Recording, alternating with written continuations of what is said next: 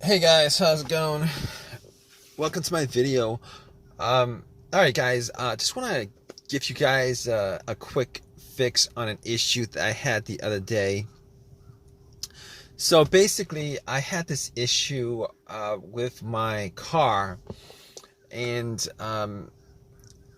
this came out of nowhere. Actually, the car was like driving fine for most of the day, and went to a McDonald's to get something to eat. Came out about 30 minutes later, got into my car, and tried to start it, and it was not starting at all. There was no crank. There was no. It was, but everything else worked inside the car. I mean, I was able to, the alarm worked. The alarm worked. Well, the remote worked. The all the lights on the dash worked. The blower motor works. Like everything worked as normal, except that it would not crank. It would not start up. It would not crank. So that was a bit of a, uh, you know, an annoyance, a frustration that I was dealing with, and I was like, okay, this car has been pretty good. I've had virtually no issues with it. It's driven fine. There's no check engine light. Haven't had any issues with it since I had it. And all of a sudden, this came up where, out of nowhere, out of the blue, it just would not start up. So, I was a bit annoyed by it, but I had to solve the issue. So what I did was I turned on my headlights and went out just to see how bright the headlights were, because I wanted to gauge how much charge was in the battery. Maybe the battery had, maybe I need to change the battery or something. But the headlights were like super, super, super bright. So at that point, I was like, maybe it's not the battery, because I mean, for headlights to be that bright, there should be enough charge in the battery for me to do a slow crank. I should be hearing like some kind of crank, some kind of slow crank, but did not get any of that. So that had me scratching my head. I went back into my car, and pretty much what I did was, um, I was thinking that it could possibly be the brake switch. So what I did was, I have this little. It's called like a brake lock, where it locks the brake, but it's like for security reason. But I use that to push the brakes, and then went out to see whether the brake lights were working, and the brake lights were working just fine. So I knew that it wasn't the brake switch that was the issue, which I kind of thought it was, but it wasn't.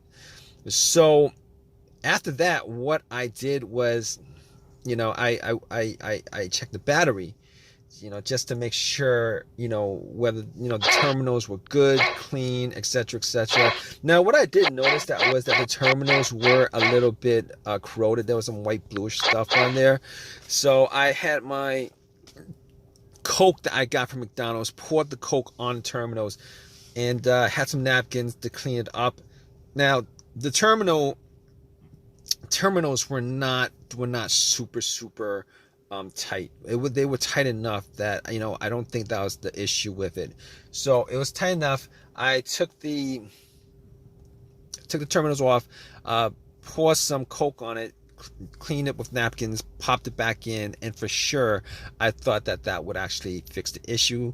Try to start it, it would not crank. Same situation, would not crank, would not start. So outside of that, I was like, okay, let's check the ground wire. The main ground wire, if you guys don't know, is the negative cable. Normally, it hooks up to the frame of the car. So I was looking at the ground wire just to see whether there was any kind of just to see whether it was corroded, disconnected, rusted, or anything like that. There was a little bit of rust, but nothing that I thought would affect the electricity going to the battery to the car.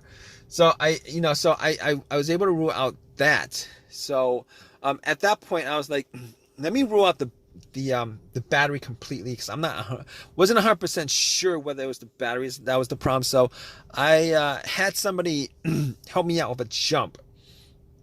Had the cables on there for a good couple minutes, maybe like a minute, and then try to crank it. Normally, it should crank at least a little, with it hooked up, and it did not crank at all. So because it didn't crank at all, I knew 100% that was in the battery.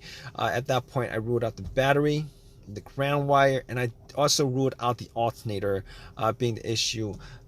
Because normally, if the alternator wasn't charging the battery and the battery is completely dead,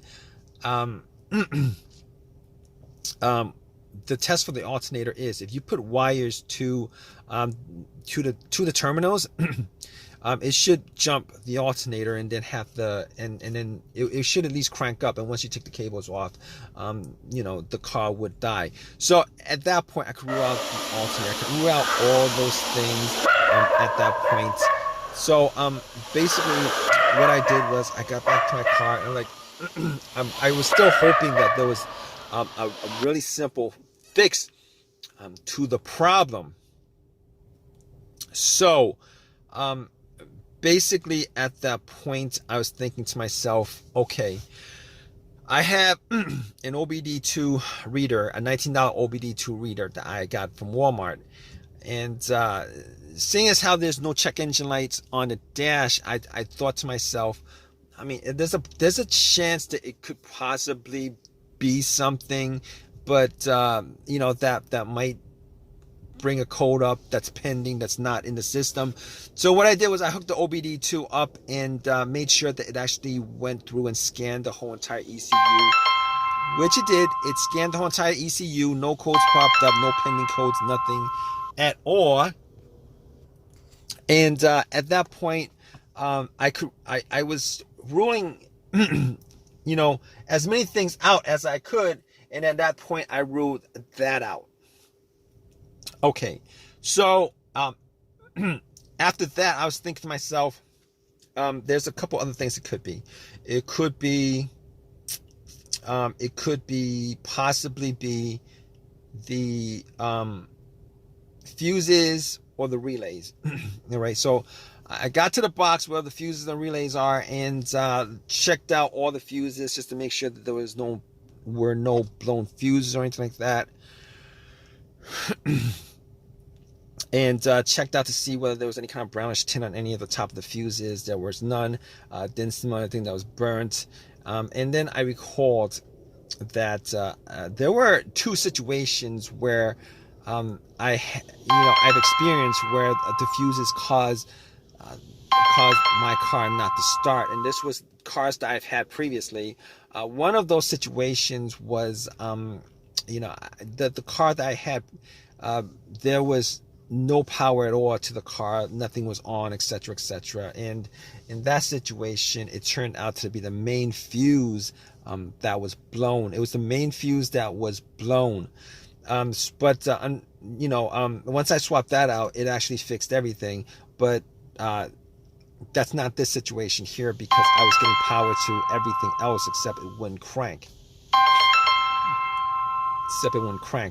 wouldn't start, it wouldn't crank. So that wasn't the situation. The other situation where I had where there was a fuse issue that caused no start was the car would crank but it wouldn't turn over. It would crank but it wouldn't turn over, and that fuse turned out to be either the CPU, the fuse to the CPU, or the fuse to the fuel pump. Now that unfortunately wasn't the quick fix for this car, because there's no cranking. This car is not cranking. It's not cranking at all. So that wasn't the problem. At that point, I was thinking to myself, all right, we've eliminated a lot of things. Let's go with the next most obvious thing, which is the relays. And I actually thought it may have been a relay that would be causing the issue. So basically what I did was I swapped out one of the relays for the other relay and try to start the car up. And unfortunately, it wasn't an easy fix because it didn't start up. It was the same situation. It would not crank, would not start. And at that point, I knew that it wasn't the relay that was the cause of this issue. So basically, at that point, I thought to myself, okay, it was probably a couple of things. Could be the key fob or the starter. Now, I didn't think it was the starter because I had the starter changed about a year and a half ago.